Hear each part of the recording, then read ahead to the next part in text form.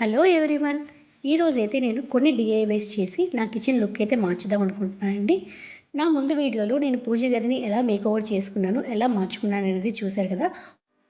ఈ వీడియోలో పనికిరాని వాటిని యూజ్ చేసి నా కిచెన్ని ఎలా అందంగా మార్చేసుకున్నానో చూసేయండి. మరి ఒక గార్డ్ బోర్డ్ పైన ఇలా చాపింగ్ బోర్డ్ షేప్ అయితే డ్రా చేసుకొని కట్ చేసుకున్నానండి. ఫినిషింగ్ కోసం చుట్టూ మాస్కింగ్ టేప్ పెట్టుకున్నాను. కలరింగ్ అయితే చేసేసానండి. నాకు కావాల్సిన ఒక థీమ్ అయితే నేను ఇలా డ్రా చేసుకొని కార్టూన్ పేపర్ పెట్టి ఇలా దీనిపైన ప్రింట్ తీసుకున్నానండి. మొత్తం ఇదంతా కూడా కలర్ చేసుకుంటున్నాను.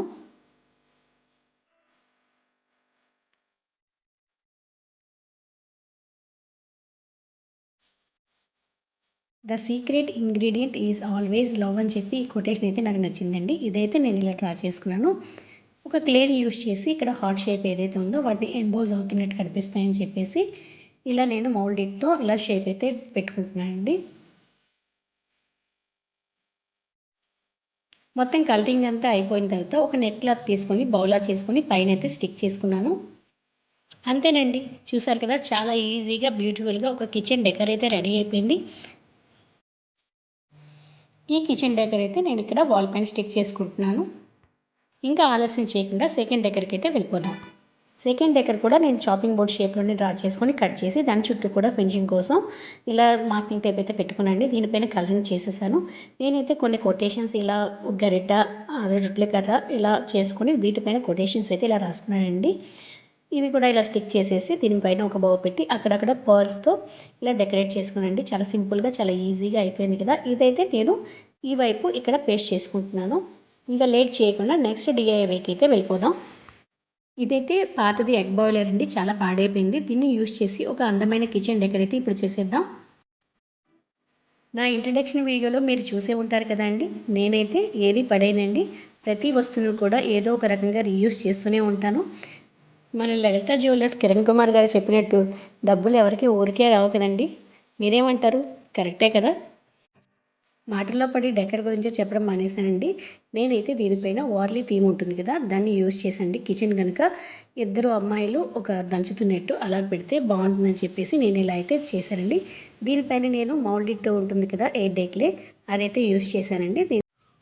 పైనంతా ఇలా మిర్రర్స్తో అయితే డెకరేట్ చేశాను. ఎలా అనిపించిందండి? బాగుందా? ఇదైతే నేను ఇలా సెంటర్లో ఈ రెండింటికి మధ్యనే ఇలా అయితే పెట్టుకుంటున్నాను. ఈ మూడు ఇలా వాల్ పైన పెట్టిన తర్వాత ఆర్టిఫిషియల్ క్రీపర్స్తో ఇలా నేనైతే పెట్టుకున్నానండి. లుక్ అయితే చాలా బాగా అనిపించిందండి. మీకు ఎలా అనిపించిందో తప్పకుండా కామెంట్ సెక్షన్లో కామెంట్ చేయండి. నచ్చితే లైక్ చేయడం మాత్రం మర్చిపోవద్దు. ఇప్పుడైతే నెక్స్ట్ డిఐవైకి వెళ్ళిపోతాం. ఇదైతే సాస్ బాటిల్ అండి. దీనిపైన లేబుల్ తీసేసి వాల్ పుట్టి అలాగే గ్లూ రెండు మిక్స్ చేసి దీనిపైన అయితే నేను ఇలా కోట్ చేసుకుంటున్నాను. ఇది ఆరిన తర్వాత ఇప్పుడైతే దీనిపైన పెయింట్ చేసుకుంటున్నాను అండి. ఈ పెయింట్ అంతా కూడా డ్రై అయిన తర్వాత దీనిపైన వార్లీ ఆర్ట్ అయితే వేస్తున్నాను.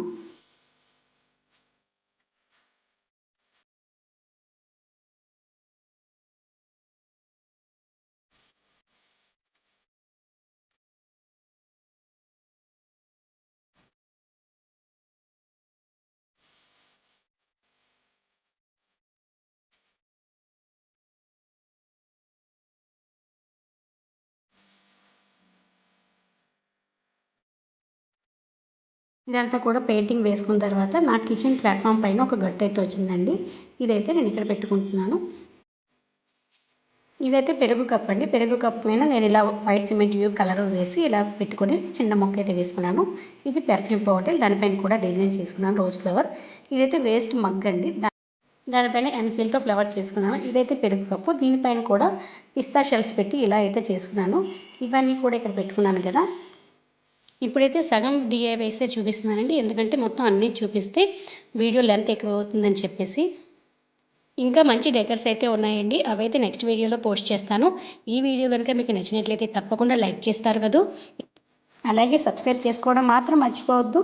ఇట్లు మీ శ్రావణ జ్యోతి.